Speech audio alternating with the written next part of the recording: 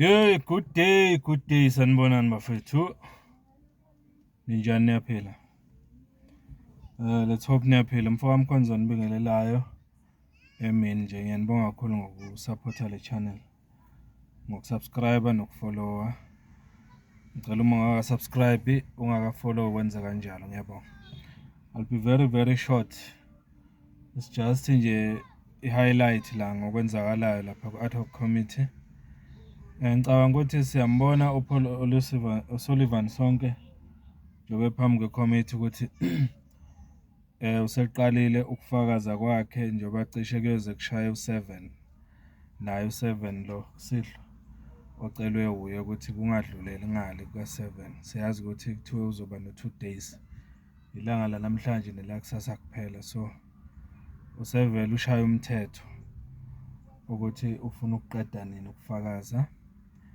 Ushaya nomthetho ukuthi ucela ukubuzwa imibuzo ukusuka from 1990 kuza ngapha, not before 1990. Ukusho ukuthi manje uyambona lo mfo ukuthi into ayenzayo njengalapha ibehavior yakhe iyakutshela ukuthi lo bufakazi bekulobuvela ngaye kwi ad hoc committee before ukuthi ubeyiboss kwi-IPID, emaphoyiseni, kwi-NPA.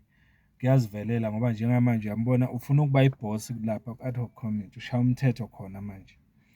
Uyambona ukuthi ujwayele ukuphatha uma ungamnothisa kahle. Uze wachaza nokuthi-ke vele naku benganama-qualification kodwa sowaqeqesha amaphoyisa amaningi. Jehova. Sowaqeqesha amaphoyisa amaningi. Uzothi nje for example ngo-1997 waze waqeqesha noRamaphosa, wayengomunye wabafundi bakhe eklasini lakhe yena ezoPaul O'Sullivan, eqeqesha uRamaphosa ngo-97 emfundisa nge-constitution.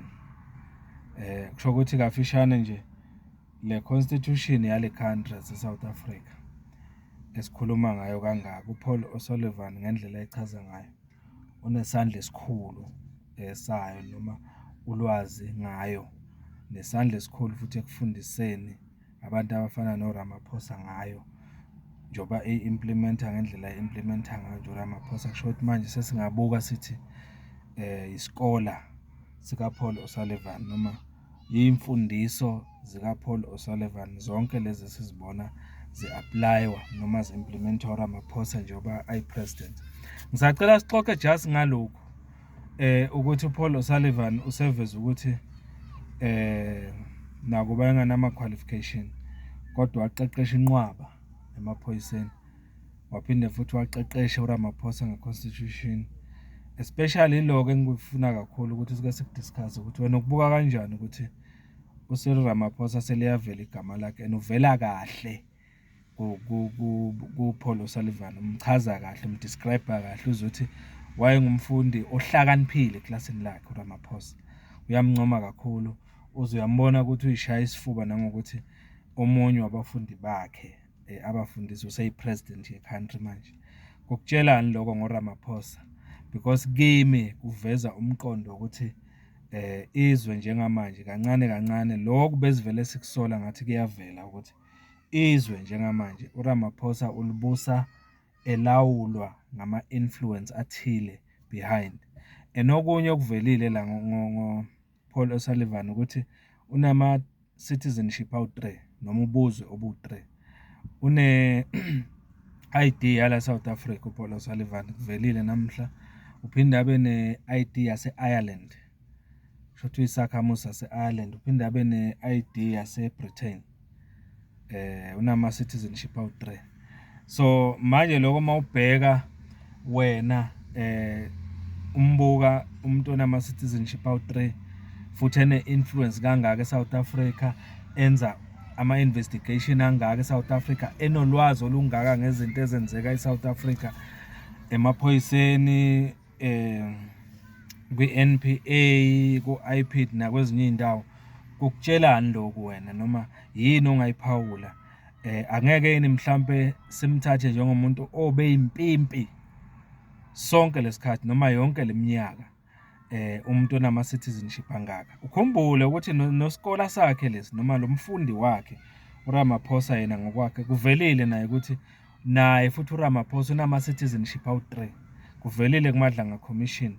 Siyakhumbula la message between uSenona noKurt Matlala.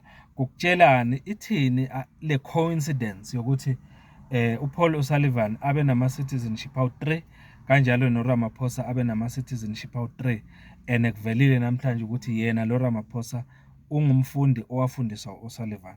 Kukhona ongakuphawula ngaloko. Ake sixoxe just ngaloko nje. Naku bisaqhubeka investigation noma i-testimony yakhe phambi kwe-ad hoc. Kodwa ngicabanga ake sixoxe nje ngaloko esengikushilo manje. Mfoka Mkhonza lo.